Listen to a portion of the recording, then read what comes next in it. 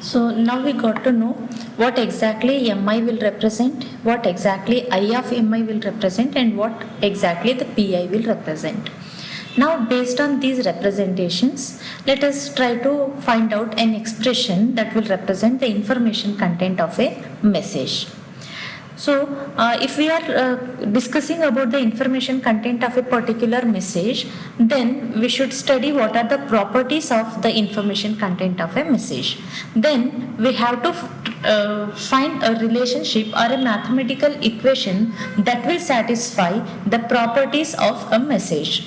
Then only it is possible for us to build a relationship to quantitatively represent the information content of a message. So let us initially study what are the important properties of information.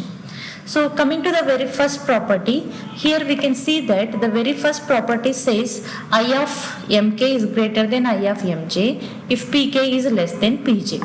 So in the previous slide we have seen that whenever we will say that a probability of a particular message is very high, obviously its information content will be less. As an example, if I say sun rises in the east, then everyone will be knowing that sun rises in the east. Therefore, the amount of information conveyed with the help of this message would be 0, because there is no new information that we are conveying. However, when you look into the probability of that message, you can say that its probability value is 1, because that message is true to 100%. Since that happens for sure by 100%, its probability value is 1, which is actually maximum, and its information content is equal to 0, which is actually minimum. Therefore, we can say that whenever a probability of one particular message k is less than a particular message j, then its information content will be very high compared to the information content of g. Right? So this is one of the property. Coming to the second property, if the probability reaches a value of 1, then its information content would be 0. So as I discussed in the previous example, sun rises in the east has a probability of 1 and its information content would be 0. So this is our second property. Coming to the third property, since the probability value always lies between 0 and 1, the information content value is always greater than 0. Okay, it is always greater than 0 and it will never go negative. So we can say that the information content of a message is always a non-negative number, and at worst case it can be equal to 0, but it will never be negative. That is the third property of information.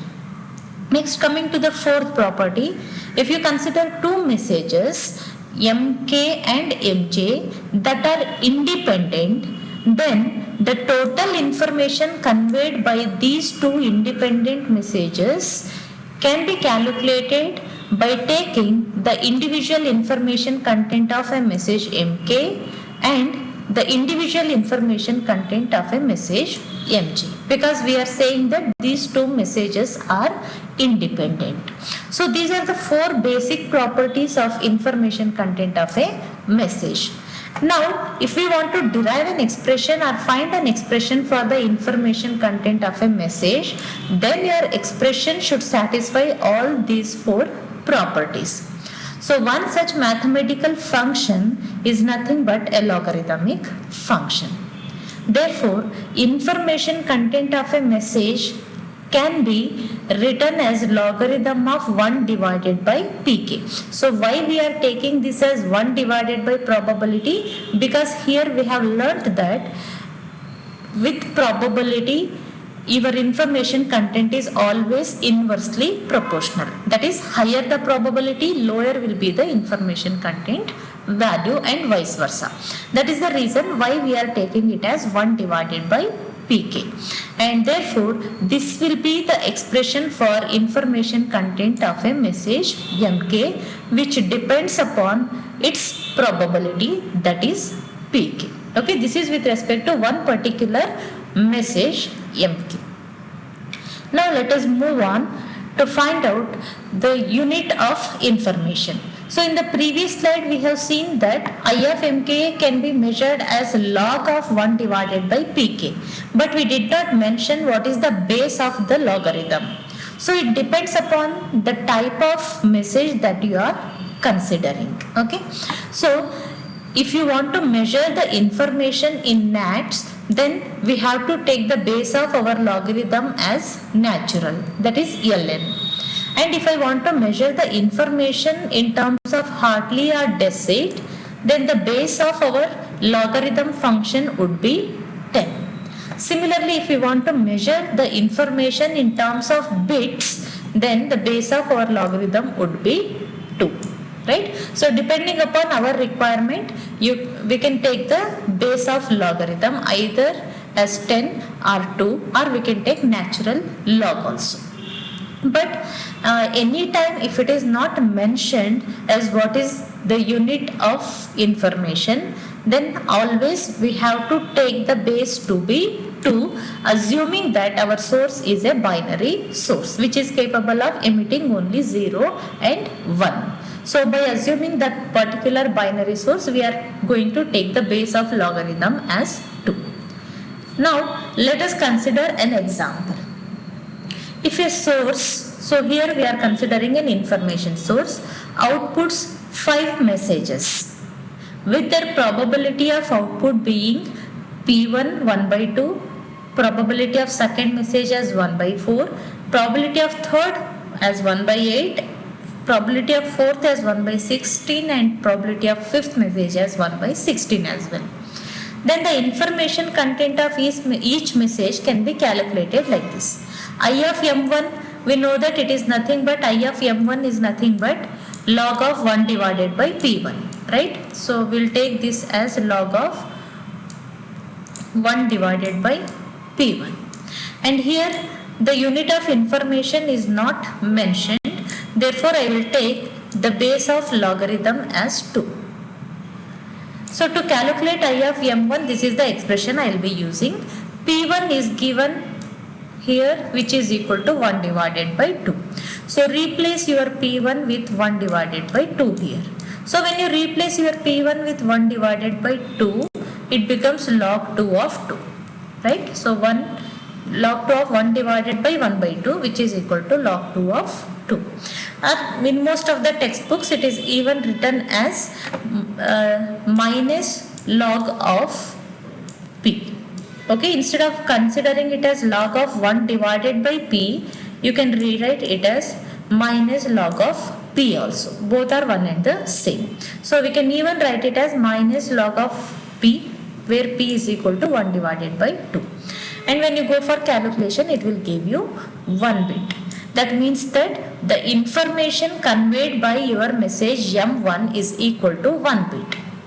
In a similar way, if you calculate the information conveyed by the second message, it would be 2 bits. Information conveyed by the third message would be 3 bits.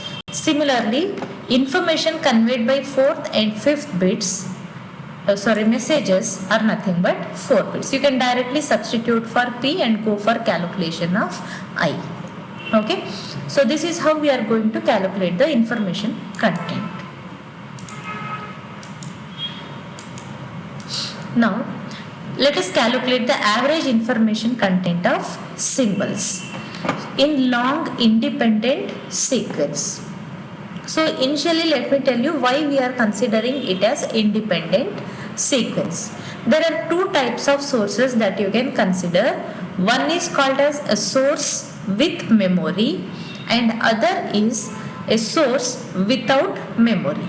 A source without memory is nothing but your memoryless source, or you can even call it as a zero memory source. Now what is a source without a memory? So source without memory means if your source is outputting a particular message or a symbol at one time interval, say at t is equal to 1, then during its second time interval it will output another symbol, and this second symbol does not depend upon what is the previous symbol emitted. So it is completely independent of the first symbol. So if your source is capable of emitting the symbols which does not depend upon either the previous symbols or on the future symbols, then we will call such a source as a zero memory source or a memoryless source. Okay.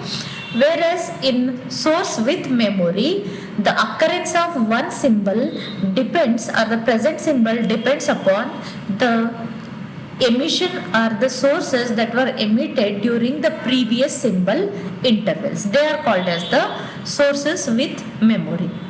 However, when you measure the information content of a memoryless source or a source with memory, they are very different. So we cannot define the average information content of symbols generally for a source. Either you have to define it for a memoryless source or you have to define it for a source with memory. Okay. Now since it is a memoryless source, we know that the sequences are independent. They doesn't depend upon the previous symbols, right? So we are calling it as average information content of symbols in long independent sequences. Now consider such a source which is capable of outputting M symbols, that is S1 to Sm. Let the corresponding probabilities of these symbols be P1, P2 up to Pm. That means that your source is outputting the symbol S1, S2, or it can output any symbol between S1 to Sm in any order, and the corresponding probabilities of the sources that were emitted are taken to be P1 to Pm. Okay.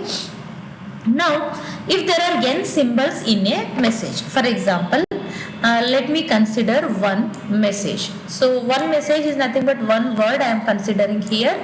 It can even be a sentence. Okay. So, I am considering one message, hall, that is HALL. So, let me take the probability of H as 1 divided by 4. Okay. And let me take the probability of A as 1 divided by 4.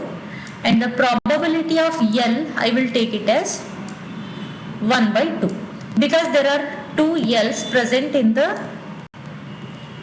message. Therefore, the probability of occurrence of L as compared to H and A is double. Therefore, I will take its probability as 1 divided by 2. So, I am taking these probability values due to the fact that the total probability value is always equal to 1. Okay. So, now assume that there are n symbols in a message. So, as of now, my n value is nothing but 4. Okay. That is for the message hall. Then, the occurrence of a symbol SI in a message would be n into Pi. So, it says that if you try to know how many times a particular symbol has occurred in a message. For example, if you want to know how many times H has occurred in a message, n value is equal to 4, right? And its probability value is equal to 1 divided by 4. So, we can easily say that H has occurred only once in the message. Similarly, take A. N value is equal to 4, which is actually the length of this message hall, and Pi value for A is equal to 1 by 4 again, which will give you 1. So that is nothing but A has occurred once in the message. Now if I want to measure how many times the L has occurred, N value is again 4, that is the length of message, but now my Pi value is equal to 1 by 2. So when I take this Pi value to be 1 by 2, so it is 4 into 1 by 2, which is equal to 2.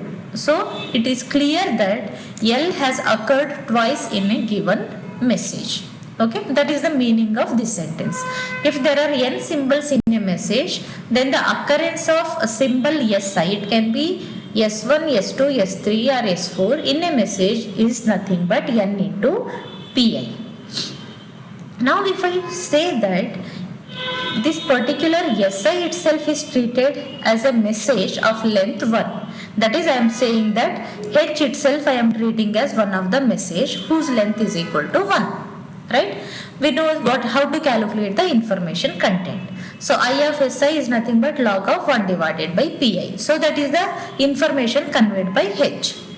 Similarly, A has occurred only once. So I can treat even A as a message of length 1. Therefore, I can calculate its information content again by using the same old relationship for expression for the information content.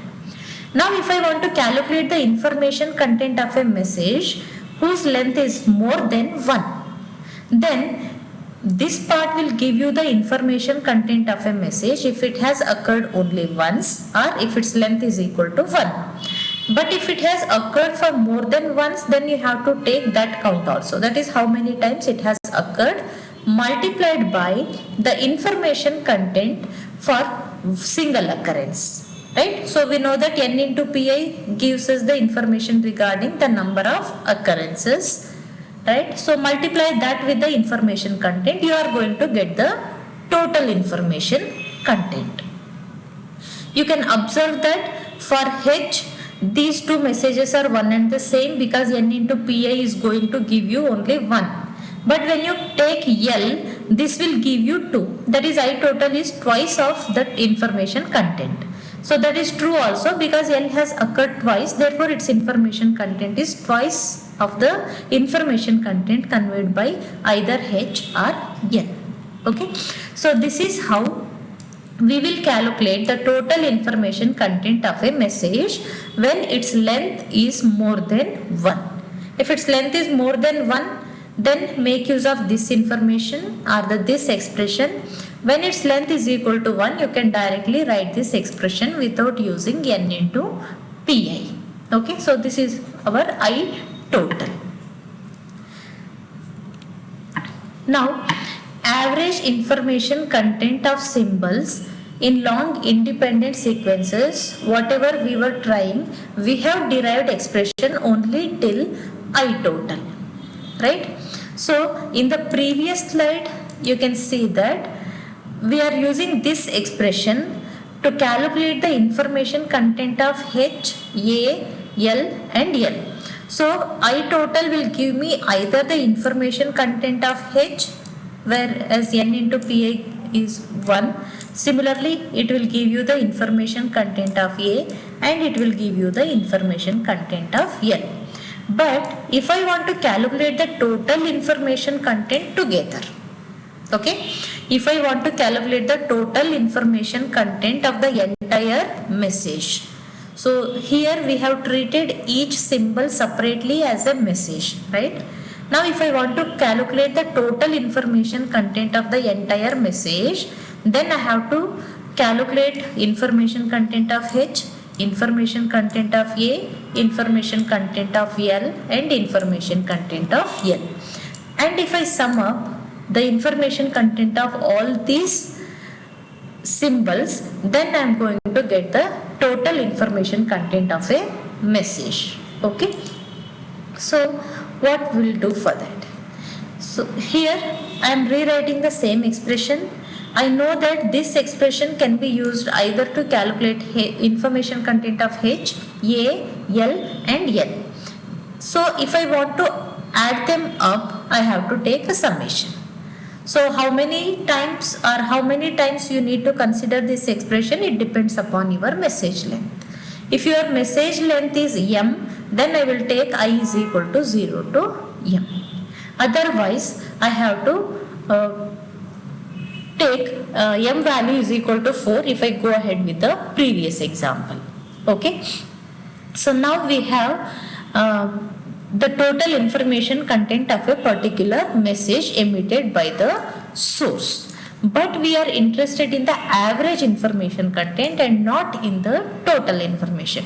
However, it is quite easy. Whenever you divide the total information content with n number of symbols, you are going to get the average information content.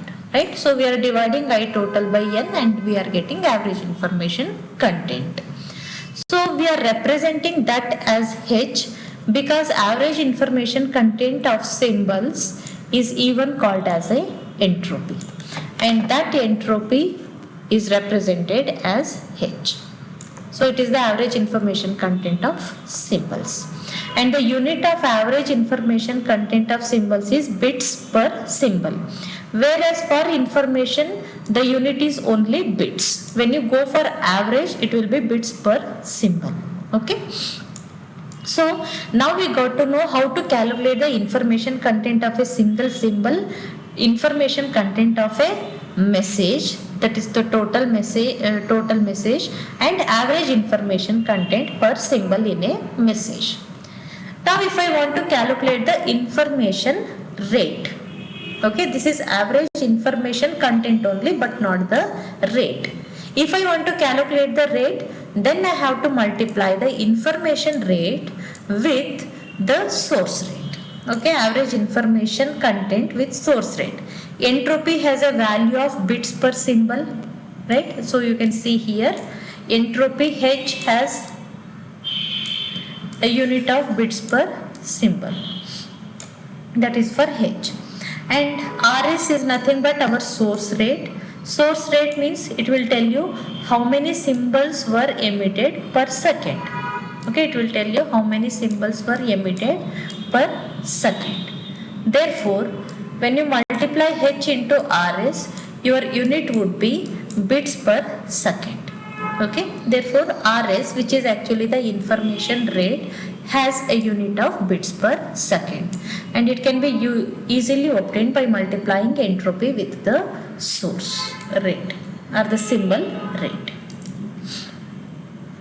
Now, average information content of symbols in a long dependent sequences. So as I said, your source can be either source can be either memory-less source, or it can be a source with memory. If I consider a source with memory, obviously the occurrence of a present sequence or symbol depends upon all its previous symbols. That is why we are calling the sequence as dependent sequences. Okay, so we know what is meant by source with memory. Now, is there a difference in information rate when you consider the dependent sequence and independent sequence? Obviously there is a difference. Let us initially concentrate only on the information content and not the information rate. If I take a dependent sequence, okay, if I take a dependent sequence, so if I write the word queen, it would be QUEEN,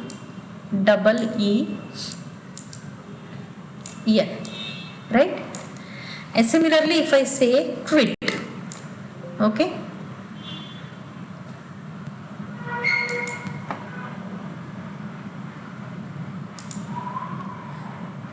okay, if I take the word quit, then again it will have Q and U, right?